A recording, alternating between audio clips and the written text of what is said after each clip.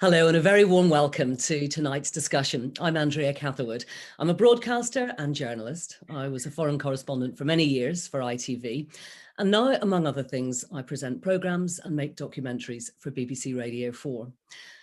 When I made my first documentary on the future of Northern Ireland around 3 years ago, there were still many voices saying that talk of a border poll was outlandish, something that was being stirred up by the media in the wake of Brexit, and that it would go away. Well, Brexit was and continues to be a game changer. And now talk of the constitutional future of Northern Ireland is mainstream. As a journalist, I've been keeping across the work done by Ireland's Future, and interesting as it is, at times it's felt like, to use a good Protestant expression, that they were preaching to the choir. So tonight we've got something rather different. I'd like to introduce you to our 5 panelists, all interested and engaged in working towards a brighter future for their communities in Northern Ireland, and all from Unionist or Protestant backgrounds. We have Baptist Minister Karen Sethuraman. We've got trade unionist Mark Langhammer. Glenn Bradley is a businessman with a heck of a backstory, which I'm sure we'll touch on later. Denzil McDaniel is joining us from Enniskillen, where he used to edit the paper there, The Impartial Reporter. And Trevor Lunn is an independent member of the Legislative Assembly at Stormont, former chairman of the Alliance Party. Trevor, first to you. You describe yourself as a slightly unionist-leaning politician and part of a growing group of undecided citizens. And it may well be those undecided citizens that would would actually decide a border poll if it came to that. So I wonder, what are the main issues that you are thinking about with regard to the future of Northern Ireland? Well, I'm thinking about what's best for the future of Northern Ireland, what's best for the people of Northern Ireland and the people of the Republic. When you talk about the main issues, I mean, we know the issues that I would like to see explained in more detail. I think when my ambition in this is to provoke a discussion about the potential coming together of the 2 units, and in which case the issues would be welfare, health service, education, policing. The list goes on. Britishness is one of them, which we may touch on before we finish today. But I just want to get a good discussion going. I think it's already started on the back of Brexit and perhaps the protocol. So we'll see where it leads. Karen, as a Baptist minister, are these conversations that you are having with friends and family and indeed your congregation about the future of Northern Ireland? Yeah, very much so. I think, as Trevor said, there's no doubt that Brexit has catapulted us to this place where conversations are now ongoing, and they've started. And I love the title, you know, A Warm House for All, because we want our home to be warm, we want our home to be welcoming. But I think the starting place in these conversations is recognizing first and foremost that whatever we identify as, whether that's Catholic or Protestant or Irish or British or Muslim or whatever we identify as, the starting place is that this is already our home. So it's not a case of come be a guest in this house. The starting place is that this is already our home. But these conversations are beginning to open up because I think people are starting to question, can our home be better? I mean, is this it? And certainly whenever we have these conversations, the reality is that it opens up, I think, because we're so focused inward sometimes, I think people are beginning to lift their eyes and think, is there anything better out there than where we currently are? And so lots of conversations are happening. I think it gives us opportunity to dream, to cast vision, to think deeply, to ask all the hard questions. And I think those conversations need to involve all people, and that's really important. Even the voices that we don't want to hear, even the difficult things that we find hard to hear, we've got to hear this, because for me, I think it's what is it we want to pass on to the next generation? What is it that we want to leave for them? And I think if there's anything that I've learned, and certainly in the conversations that I'm having, is that people want to go at the right pace. If Brexit again has taught us anything, is that if a poll is up ahead, which I believe it is, people want to know what is it we are voting for. And people want to know, what does that mean in terms of our health service, our education, our economy? And if there's anything that we can learn as we live with the effects of Brexit, is that we want to make sure the groundwork is done really well, so that when people come to decide, at the end of the day, they will decide. And Andrew, I think it's important to say as well that this can't be politically led. Of course, the political parties have their mandates and we respect that. But I really think that this needs to be people-led. And I know there's been conversations around a citizens' assembly, a people's forum, where North and South voices can come together from all identities and begin to really get our heads together about dreaming of a better place. And I think that's something that we shouldn't fear. It's something that we should be excited about. Thank you for that, Karen. Mark, many people in Northern Ireland voted against Brexit. The majority, in fact, voted against Brexit. We've already heard about how much of a game changer Brexit was. You voted for Brexit. Just talk us through that.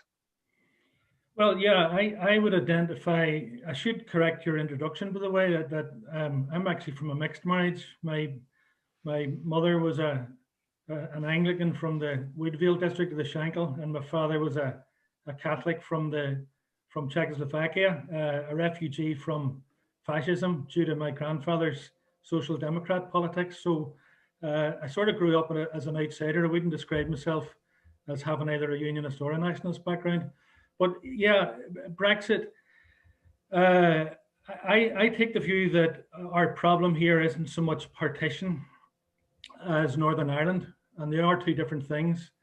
And we in Northern Ireland are unique across the developed world, certainly in Europe, as being the only region where people cannot elect or chuck out their government. We can't vote Labour, we can't vote Conservative. No matter who we vote for losers. So within that prism, and looking at Brexit, I knew Brexit would be a disaster, but I thought voting for Brexit might leave the Europeans with a Brexit without England. England's role in Europe has traditionally been to disrupt it. But I also thought that it would offer the Scots probably a fresh referendum, which they seem to want. And I thought it likely to disrupt things in Northern Ireland as well, and so it has proven. So I suppose I voted tactically, sounds a bit weird, but I'd be very happy back in the European Union one day. So that's where I'm coming from. I suppose from my perspective, I would have grown up certainly with a lot of British influences. You know, I would have watched British sport. I would have loved the literature of Alan Sillitoe, loved the filmmaking of Ken Loach. The film Kes had a big impact on me. I would have liked the Beatles. I would have liked Ian Dury. Popular culture would have been largely British. In school, I was taught by David Blakely, who was previously a leading sort of member of the Northern Ireland Labour Party, an assembly member, and he had us talking about the social contract and Jack Jones and industrial democracy, all the British constitution we knew inside out, and particularly the post-war welfare consensus, which had full employment as its aim. It had a national health service at its heart. It had welfare benefits, and it had free education. And I was one of the best beneficiaries. I went to university in Edinburgh with a full grant. So a lot of my influences would be British, and I wouldn't have questioned the union per se. It wouldn't have been something, it just wouldn't have been a question. When we looked at the south of Ireland growing up, we saw a pretty illiberal country, a country dominated by the church, a country that was probably a bit poorer than Britain, agriculturally dominant, very little of a trade union or labour movement. So to me, that question didn't arise, but it does arise now, yes. Mark, there's so much there that I'd like to get into, but just before I do that, I'd like to bring in our other panelists.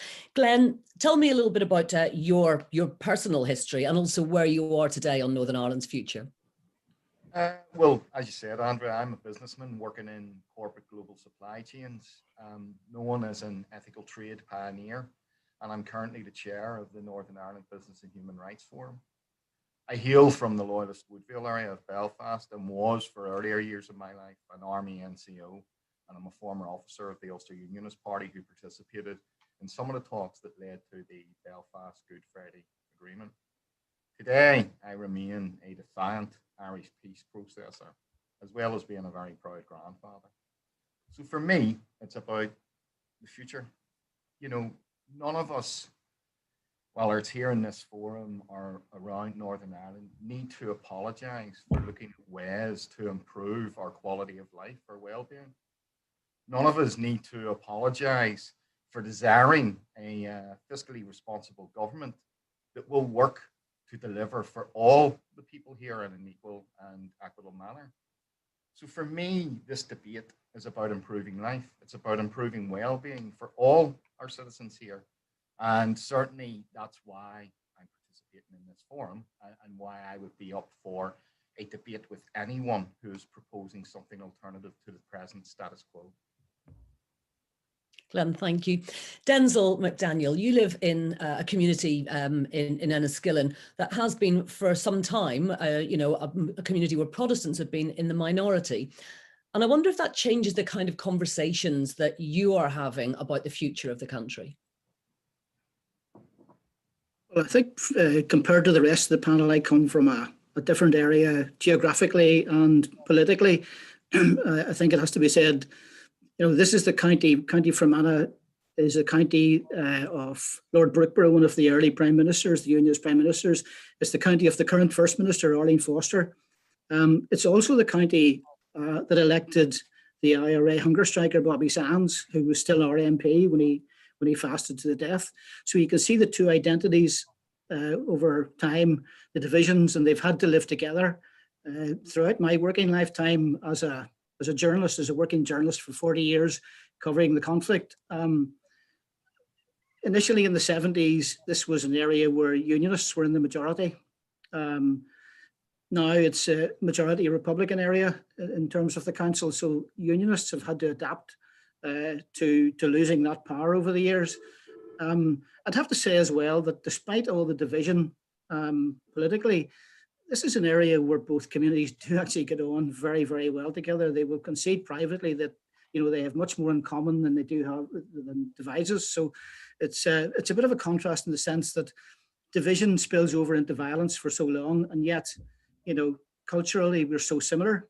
I come to this conversation from the perspective that I think, you know, we talk about a new Ireland. I think we already have a new Ireland. Circumstances have changed dramatically on this island from the time I grew up. And not just, you know, we have the growth of English nationalism, Scottish nationalism. We have, as people have referred to, the changes socially in the south. And we have the changing demographics in the north. So what I would like to see is, it's not so much about who wins and who loses a border poll. It's how we can involve all our people in making this a better society for everyone and make those arrangements. Denzil, thank you.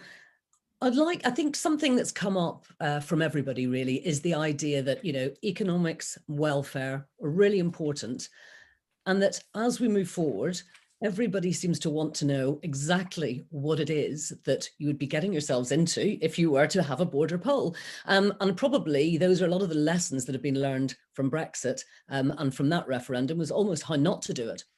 So Trevor, I wonder if, for example, the DUP choose not to really engage in any kind of run up to a border poll, so they don't give you their economic plans, who would you be looking to kind of explain? Is it Dublin that would explain what the welfare state would look like, what would happen to the National Health Service, all those big questions that would need to be answered?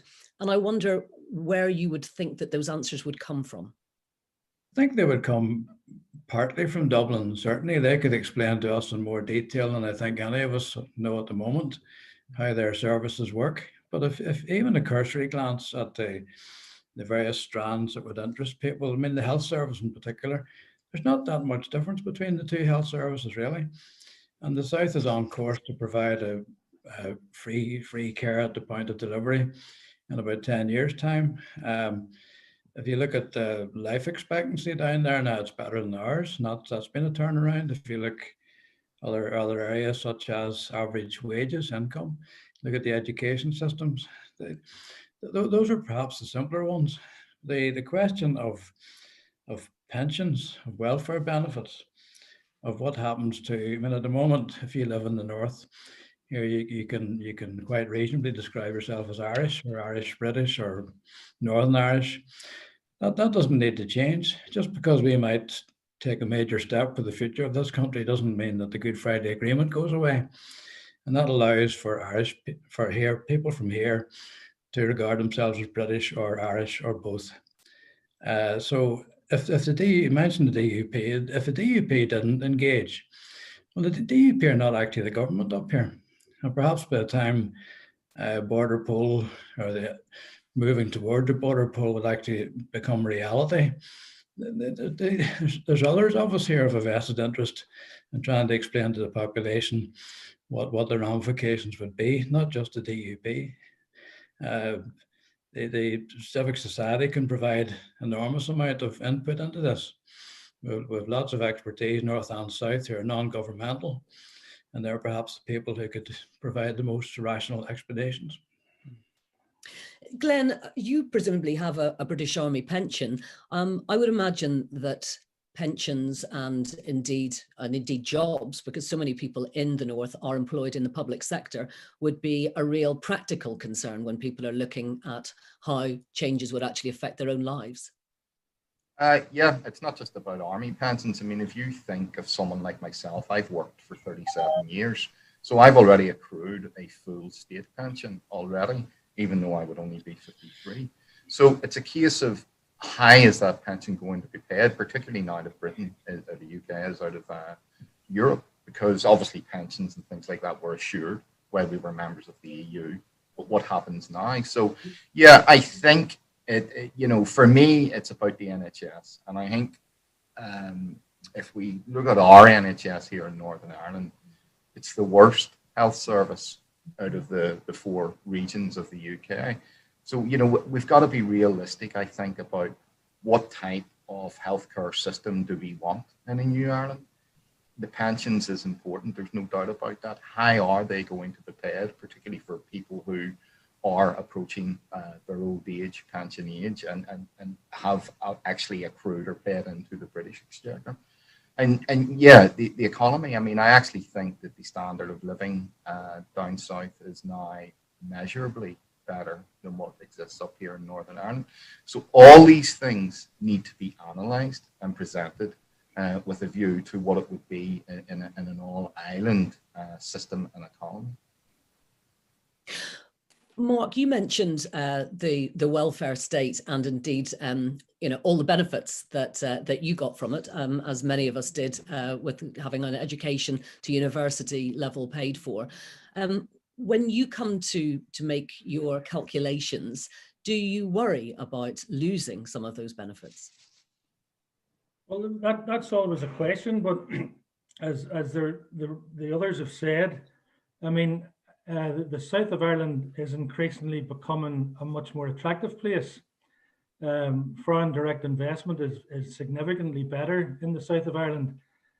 Both my children went to university in the south of Ireland, and they did so not just for financial reasons, but also because the place seemed more relaxed, a bit more convivial.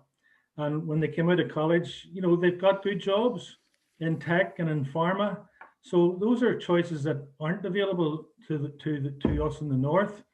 Our economy is public service dominated. It's in trouble, to be frank. So I think there's a balance to that. Now, clearly it is the case that the NHS will be an argument. So how will that and I notice unionists using that argument for the first time. Me having been in Labour politics for a long time and battering on about the NHS, and I see Arlene Foster is now putting it at the top of her agenda. But also for me, the thing is getting acceptance into the governmental franchise. We in Northern Ireland are effectively a bit like an Indian native reservation. We're a bit like a South African Bantustan in that we don't elect the government. We don't elect the government that sets our tax rates, that sends our children to war. Now, it depends what the offer is from the south of Ireland. It might be couched in all sorts of Éire Nua mitigations, or maybe they'll want to keep Stormont in place and quarantine us that way. But for me, the most important thing is to get out of the cage of Northern Ireland. Northern Ireland is our constraining thing. It's probably the least suited European region to devolve government. That said, the final thing I would say on this was, I spent a long time in local government. Local government in the south is just as much emasculated as it is in the north. We do have a shared love of our counties. Nobody owns counties. They're an Elizabethan administrative unit, but there's no contention about counties. So we probably should base our system of local government on 2 cities and 26 counties, or 32 counties, depending on how the vote goes, and devolve an awful lot more power there. Because when people feel they're losing something, and there are undoubtedly people, particularly in the loyalist community, who feel that they're losing ground and they're losing something, I think the mitigation there is strong local government. Karen, Mark mentioned his children who had studied in the South. And I know that you work with young people in Belfast, and you founded an organisation for LGBT plus people of faith. From many of those undecided voters will come from that demographic, younger people who don't consider themselves perhaps to either really come from a Protestant or a Catholic demographic. And of course, if you're under 25, you've grown up with the Good Friday Agreement, and you wouldn't have even remember, for example, the Omagh bomb, which was, I think, 23 years ago. So when you're talking to younger people, do you think that they look to the South and think, yeah, I think that looks like a freer place, perhaps a place that mirrors my views more closely than the North?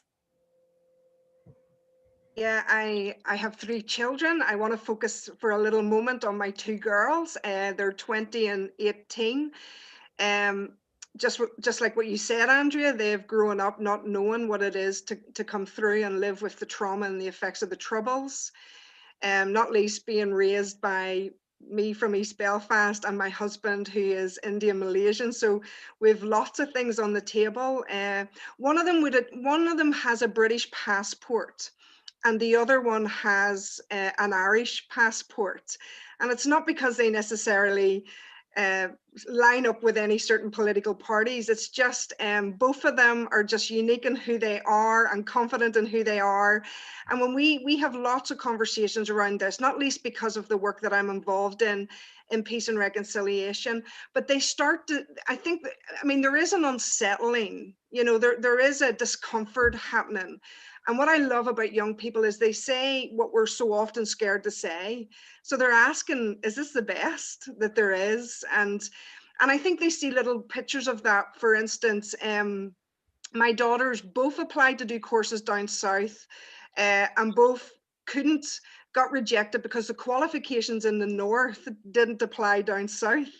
And so they start to say, well, they start to question, well, that's unfair. There's something wrong with that. My daughter, who has an Irish passport, wanted to compete in surfing. And I remember someone in a club down there saying, look, you can't compete because you're from the north. And we were going, no, but she has an Irish passport. So for young people, they don't really see it always through the lens in terms of politics. They see it in terms of this place being their home. Both my girls will, one of them already is, and the other one will also begin their studies outside of Northern Ireland. And for them, certainly when I was talking about this over the weekend, Erin wants to come back to be able to do medicine, to be a doctor in a good place, in a warm home, as does my daughter, who's in film and media. But I have noticed, if I'm really honest, they're probably more drawn to the south of Ireland.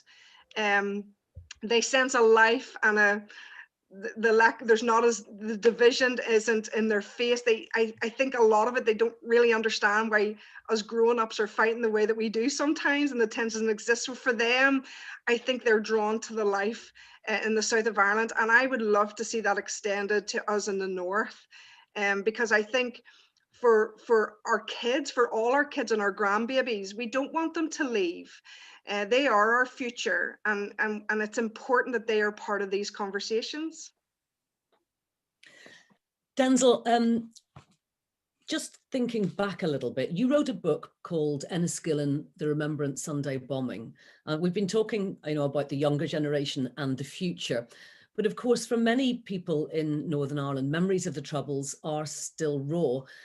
And I wonder if you think that many of those who are undecided would be put off in the older generation, particularly by thinking about a movement for unification that they feel is sort of spearheaded by Sinn Féin, and that in some way a united Ireland would mean that sort of Sinn Féin finally won. Do you think that there is a constituency who would feel like that? I think undoubtedly the legacy issue, we really have failed to deal with it. There's no question about that. I think as regards, it's possibly a concern and it's possibly a good thing. A lot of younger people don't actually remember the Troubles. It's important that we put it in context, and it's important that we do let our young people know. What I would say about the discourse that's going on at the moment, though, is to me, there seems to be a disconnect between political unionism and civic unionism. Unionists, we're trying to get them involved in this conversation, but they're not having the conversation between themselves. Because what tends to happen is if a unionist expresses an opinion that's outside the norm, there's this insidious shaming, and people just keep their head down or they remain anonymous. A classic example, last week there was an article written on the Shared Island podcast by a chap called Choya, who's a Fermanagh Orangeman, and there was nothing really in it. It was a really interesting read. But what tended to happen was he's suddenly being accused of being either a Republican plant or whatever. The difficulty for political unionism is that they really do need to engage with younger people who really want to leave that past behind. They really want to move forward in the sense, as Karen said, what do we have that's better for our future? And how can we convince people who are uncertain about that? How can we convince the don't knows that there is a better future? I would contend as well that debate should be about much more than simply, oh, do we stay with the UK or do we go with the Republic of Ireland? There are many other options. It's all about a shared future rather than, I think we get too bogged down in the constitutional arrangement. And I would say there's great talk about, how do we learn from our history? And it's not about lines on the map, it's about people's hearts and minds. Well, if that's really true, simply taking away the line of the map isn't going to solve it. It's not going to bring people together. That's the real crux of it. And that, to me, is the best way to not go back to those awful violent days, is to have a better future for everybody.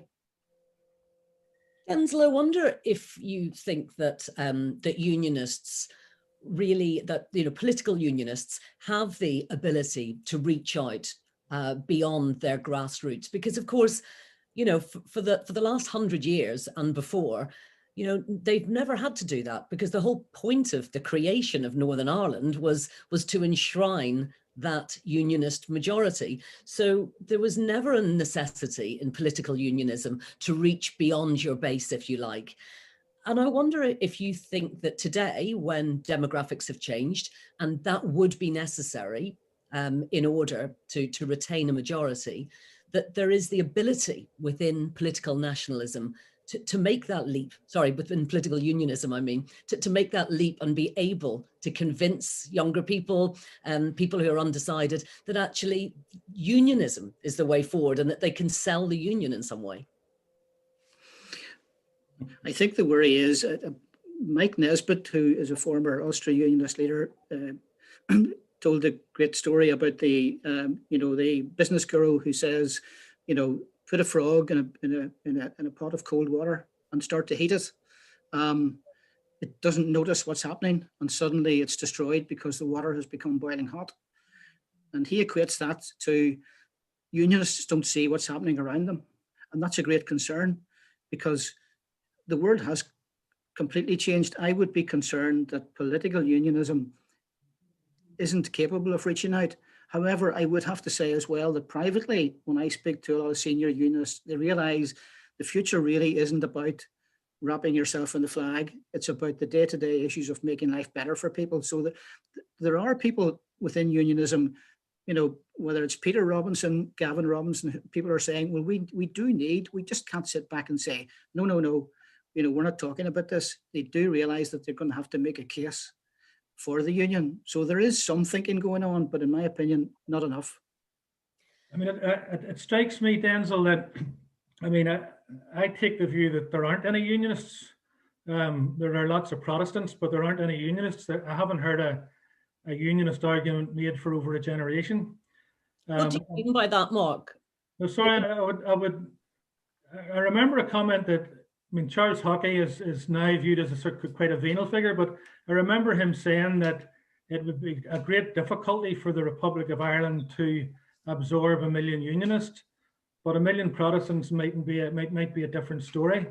Like, basically, what I mean by that is that the entire panoply of the Protestant unionist family have rejected the British Constitution. That has been put to them back in the 1980s and 90s. They did reject it.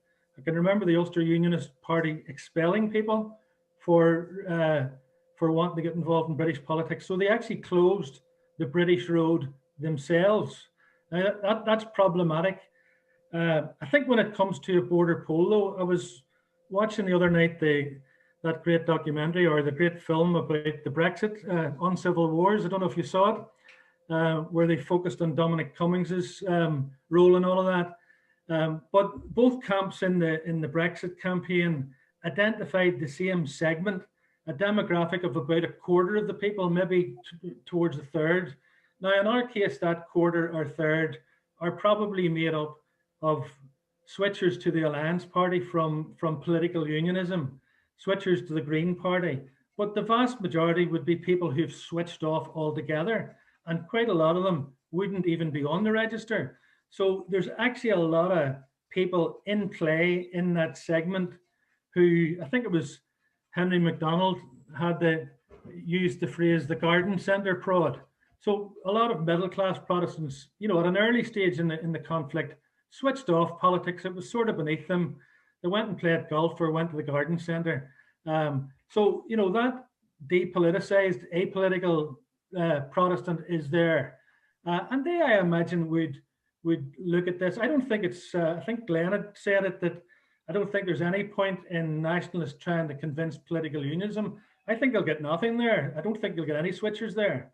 But there is that segment in the middle of a quarter or 25 or 30% who are making their minds up. And that's all these big elections now are data driven. And there's a data war, and you can be absolutely sure that the digital footprint of all those type of people will be on, you know, will be used to the full. So that's just my thoughts. No, I don't think there are any unionists left. We don't have any unionism. I don't think we should assume that all those don't knows on the Protestant side are automatically going to vote for United Ireland, though. No, you know, there's a real debate going on, and you know, we do need to make a case for whatever future arrangements there are. Well, you know, Can I comment don't briefly? just on that subject, lots of unionists have a kind of an existential fear that London doesn't really want them, you know, and that obviously played out during Brexit in those YouGov polls that showed that English Brexiteers would rather have had Brexit at the expense of Northern Ireland than have no Brexit at all. I wonder about what role Dublin can play. What do the undecideds want to hear from Dublin? Because, of course, if there's a feeling that Northern Ireland isn't really wanted by London anymore, perhaps a lot of undecideds would need to feel that at least the South actually wanted them. Because I think it will be a mantra, a unionist mantra, that will say simply, the South doesn't want us and the South can't afford us. Will it be important to hear from Dublin, to hear that they actually do? Glenn? I think the Dublin government is being quite foolish in how it is engaging on the potential of unification. To me, they need to devise and make up a critical path plan now. I think it's long overdue. It doesn't need to do anything other than actually be there with a presentation that says, all the people of Ireland, this island nation of ours, whatever way they want to word it. But as the government on this island that will inherit Northern Ireland, or the 6 counties, the people of the 6 counties.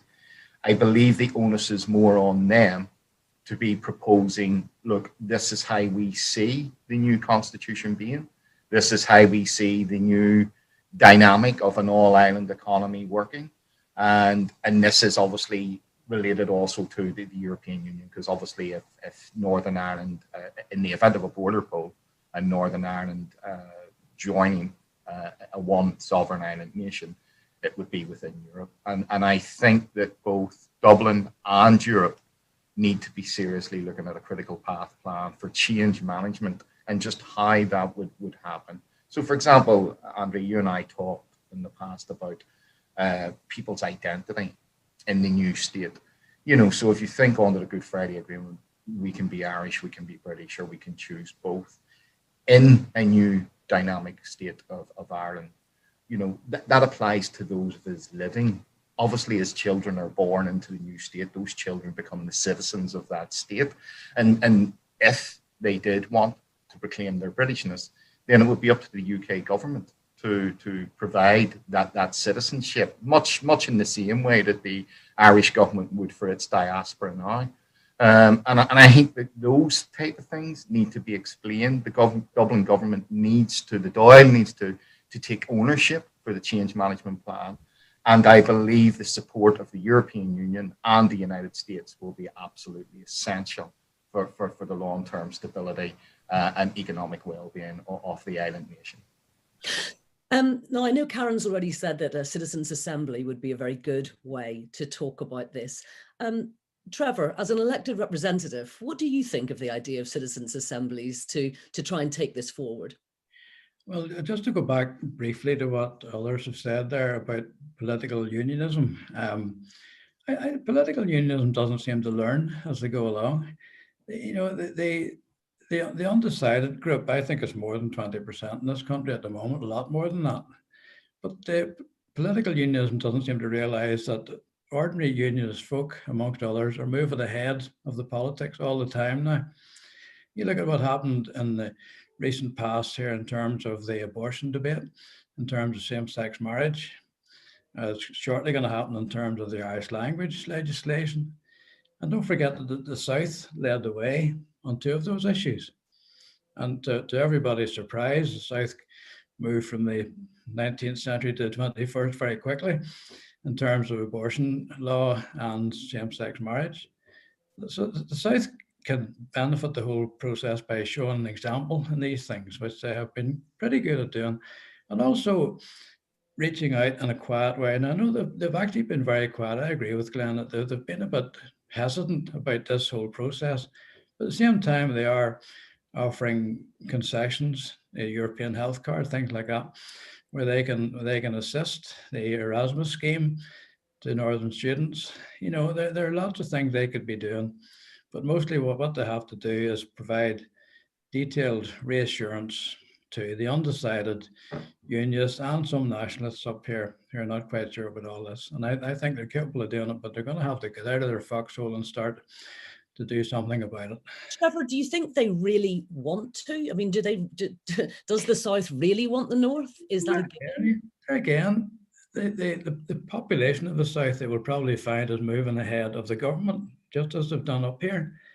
I think the people of the South would vote by a handsome majority to re-establish an All-Ireland, nearly said republic, you know what I mean. The government is being reticent about it. For what reason, I'm not quite sure. I mean, Micheál Martin has introduced this shared island unit, which appears to be not terribly active, will be kind to him at the present time. Again, the population will move ahead. And if politics doesn't keep up with the population, well, then it's a sad day for politics. We should be leading, but trying to reflect the views of the people who put us where we are. Trevor, just a word on citizens' assemblies before we move on. I think they're a good idea. I like most elected politicians, I would have initially felt slightly hesitant about this, but I go back to the same point. This would be the people demonstrating in a North-South Citizens' Assembly that they're prepared to go further than some politicians are, and to override perhaps the objections of some politicians. So I think a citizens' assembly is a very good idea. I'm not quite sure how you would appoint people to it. That would be an interesting thing. And you may yet get onto the subject of people who might want to have a say, but for different reasons may not be welcome in such an assembly. But overall, I think it's a sensible way forward. Now, you've talked about how people in the South feel about being part of a new Ireland. And I wonder if a lot of people in the South would have a fear of loyalist violence. It's something that we've seen in a small way rearing its head recently. And I just wonder, Denzil, what do you fear that in the event of a border poll, or if it became very likely, that you would see a resurgence of loyalist violence, and what could be done to try and bring those loyalists into a conversation? I mean, you can't make them have a conversation that they really don't want to have.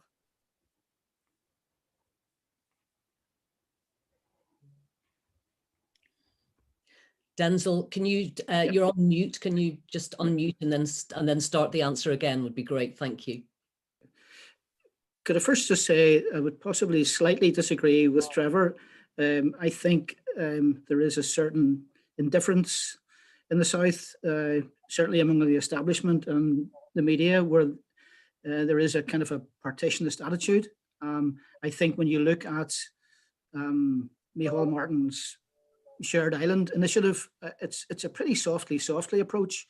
I think that will have to change inevitably because the momentum is towards. But at this moment in time, I think the South could do more. I think possibly, as well as apathy and indifference, there is a fear of loyalist violence cropping up again. But it's important that we put the loyalist reaction into context, and there's a certain nuance. I think there's a difference between the loyalist community and loyalist paramilitaries. You know, if we look at context, back to the 70s when loyalists were able to bring thousands of masked men onto the streets, you know, when they were bombing Dublin and Monaghan and so on. It's not that time now. What you tend to have is, for example, in the past week, we've seen smaller groups of loyalists, quite sinister, you know, trying to dominate their own community. It's no coincidence really that loyalist working class areas are among the most impoverished. I think they're badly served by the mainstream unionist leadership. But there's a difference, it's a very subtle and important difference between the loyalist community.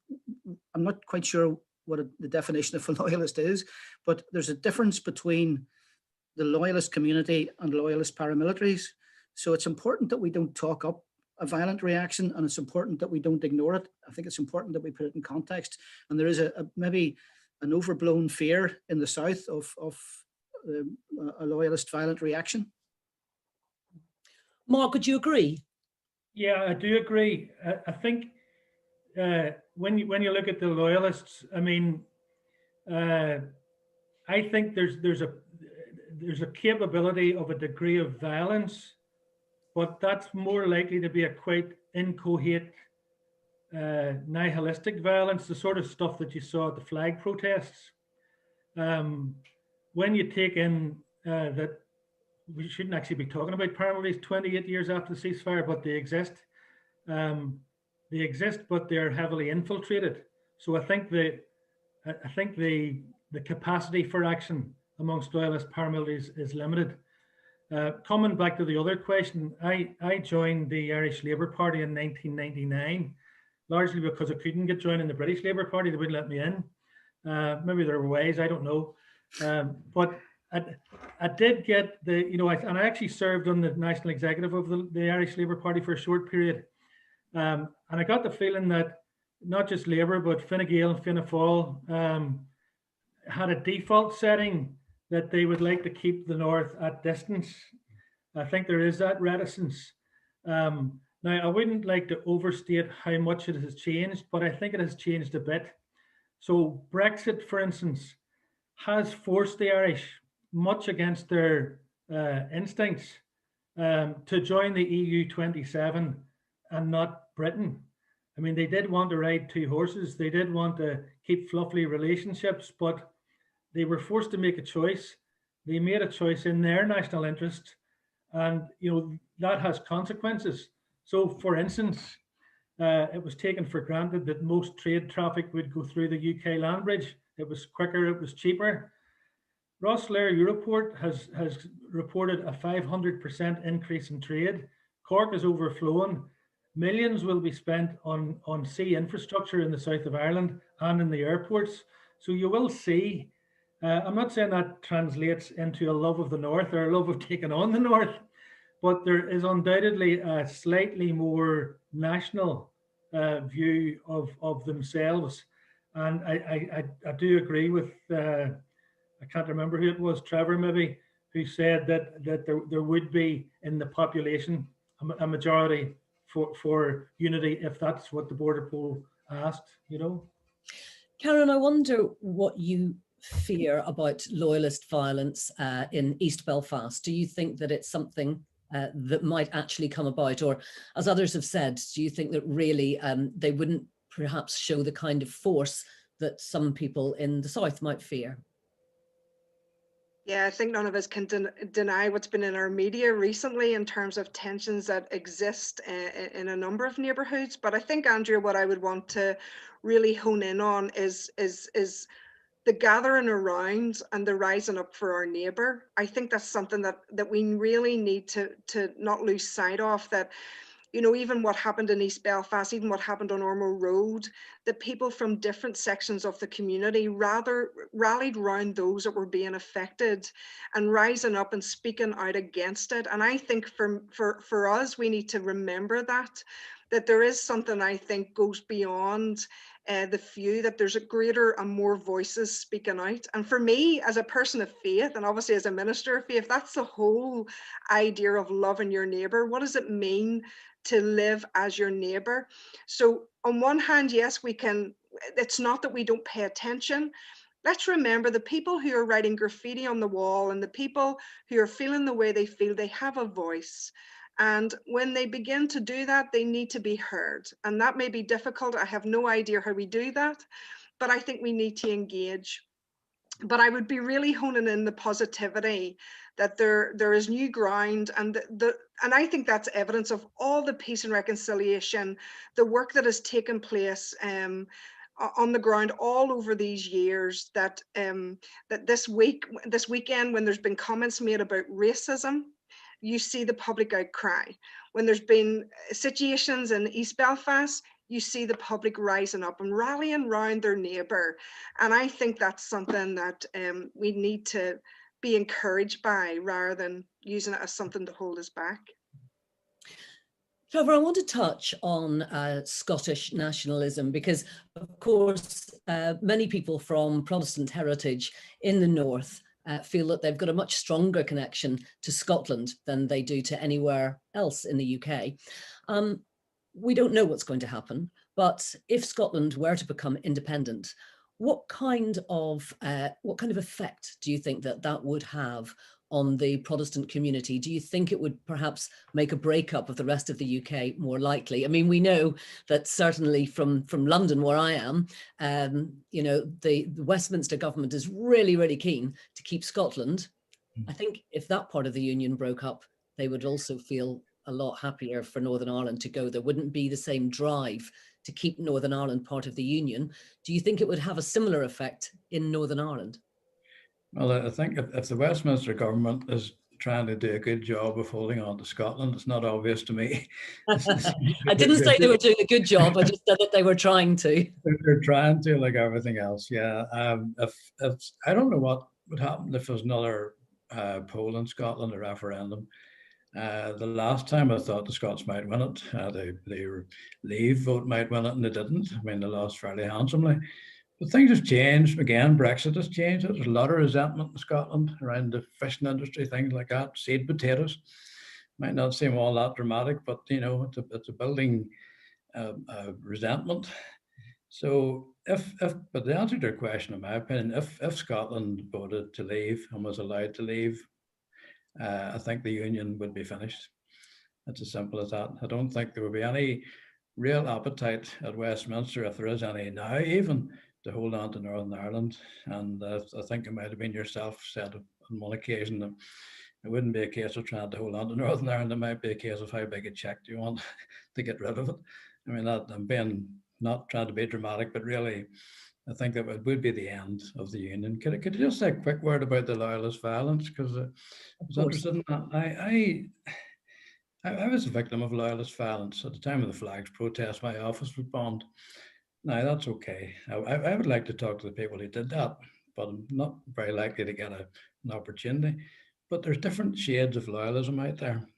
I know loyalists who would have want nothing to do with loyalist violence, with nothing to do with ex-paramilitaries who are running drugs operations and dominating their communities.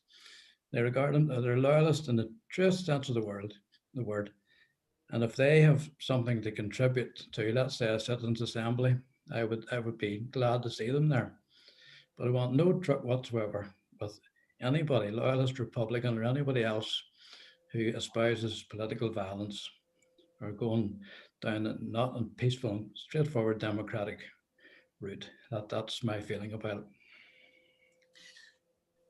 In the few minutes that we have left, I would like to touch on an area that we haven't really talked about today, because we've talked a lot about the kind of the practicalities of a future in Northern Ireland, you know, talking about the economy, welfare state, you know, pensions. What about some of those very emotive issues like national anthems and flags and the name of a new state and identity? Do you think that all of that would matter hugely? And I just wonder, you know, it may feel like Dublin could be very generous on those things. Do you think that they would persuade people? Or do you think really that actually the name of a new country or what the flag looked like wouldn't be terribly important? We know, as you've just said, Trevor, how exercised people in the north can get over flags. Is it a major issue, Trevor? Well, I think the name of the country would probably take care of itself. It would be Ireland with province of Ulster included, along with Connaught, Munster and Leinster.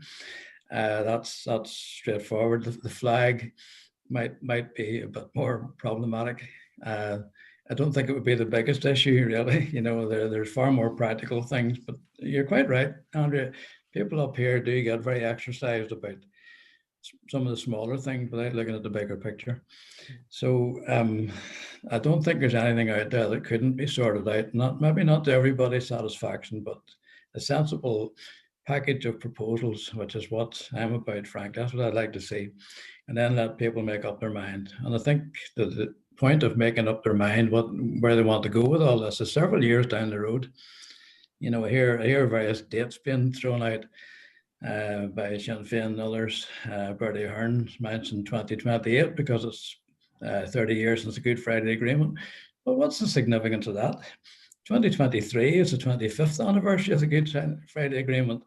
It's no more significant. When the time's right, if a border poll is considered practical, and bear in mind who has to make the decision, it's the British Secretary of State. Okay. So let's see where all this goes. We're in the early stages of this discussion, but I'm heartened by the fact that it's happening.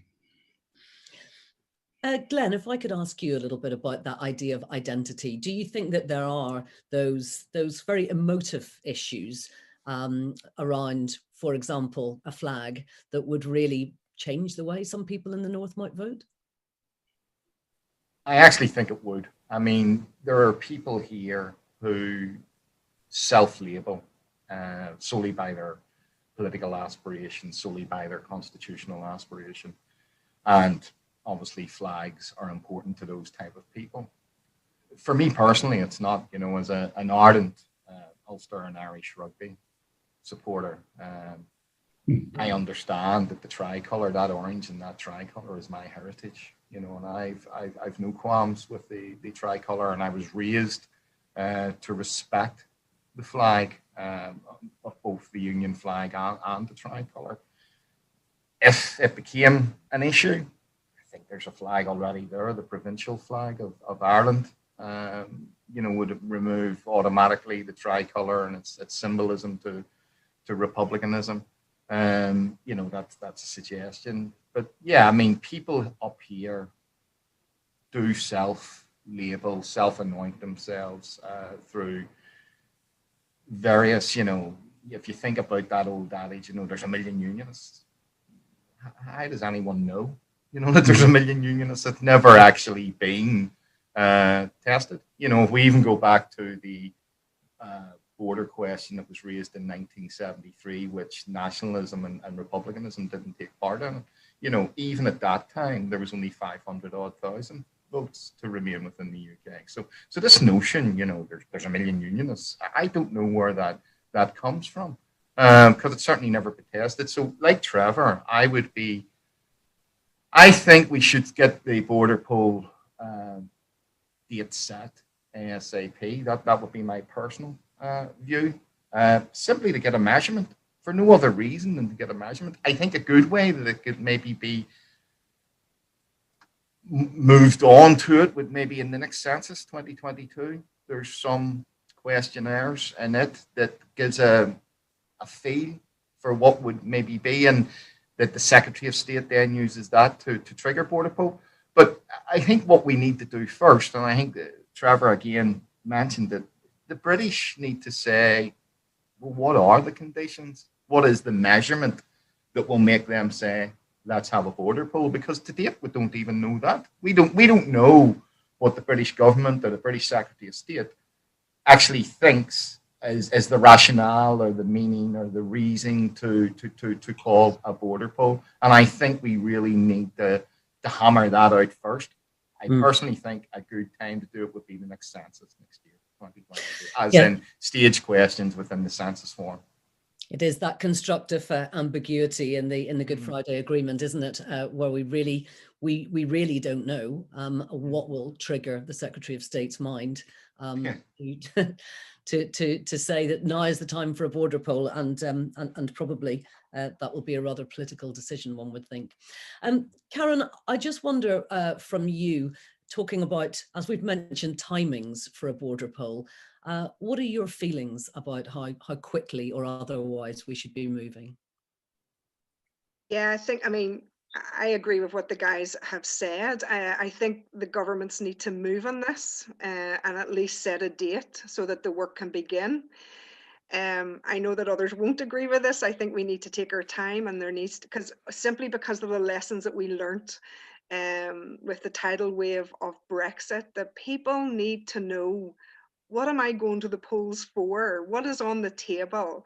And how you balance that. I think I would really appeal to the Irish government and the UK and Washington to please hear that there are conversations, that this is a growing conversation, and they can't keep their heads in the sand. They have to action that. There's a little Latin saying that I keep referring to. It's called, it's Solvitur ambulando, and it simply means it is solved as we walk. So we don't need to have all the answers, but we need to begin to start to take these steps, because people are already having the conversations. And I do think getting people around the table, north and south, and all the expertise, we are gifted with experts in this island. And I think, so I wouldn't want to put a set date on it. I know some people are saying 2 years, some people are saying 10 years. I don't know, the setting of the date is the most important. It's the groundwork that needs to be done beforehand. I think we just need to be careful. And let's remember, we're coming out of a pandemic as well. And also Brexit. I just think we don't want to make the same mistakes that we did before with Brexit. Mark, would you agree that the framework needs to be very carefully laid out before we get to a border poll date?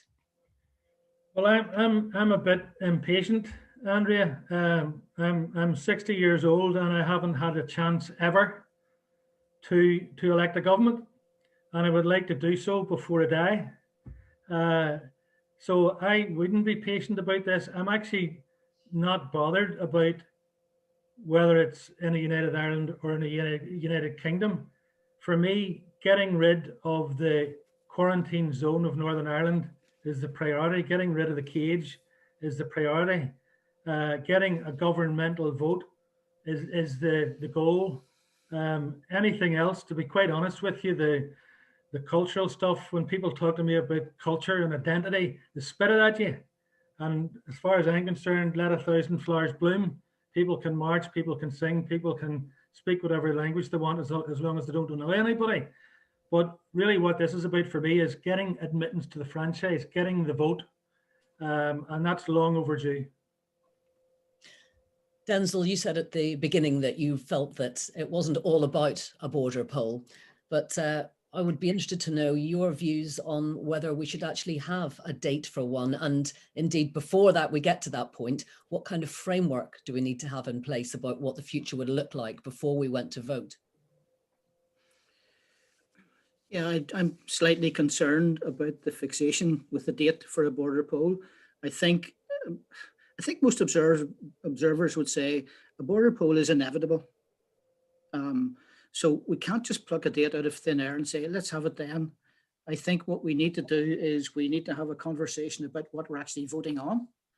I think we need a conversation about what sort of society we're going to vote on. Is it a simple binary choice of unity with Ireland or unity with Britain? Or there are so many. The way I describe it at the moment, Andrea, is we're having conversations about a conversation. I think the real conversation is what are we voting on? And I don't think we've reached that point yet. I think, as Karen alluded to, we need the groundwork done. We need to know what we're voting on. The people in the South, actually, somebody said to me this weekend, the people in the South have a lot of experience of voting in a referendum. We don't up here. And the question has to be really nailed down. This is what you're voting on. Because we've seen with Brexit, we've seen with the Scottish referendum, unless it's very clear what people are voting on, the fallout afterwards is, oh, well, I didn't vote for that, or he didn't vote for that. We really do need to put the groundwork in before we actually have the referendum. So the date isn't as important for me as what are we voting on and what sort of a society do we want to have here? Denzil, thank you very much. And there we must end it because we're out of time. It has been a fascinating conversation, and I really am very, very grateful to you all for having it. I'm sure that it's something that we will be talking about again many times. To Karen and to Mark, Trevor and Glenn and Denzil, thank you all very much. And thank you very much for watching. Goodbye.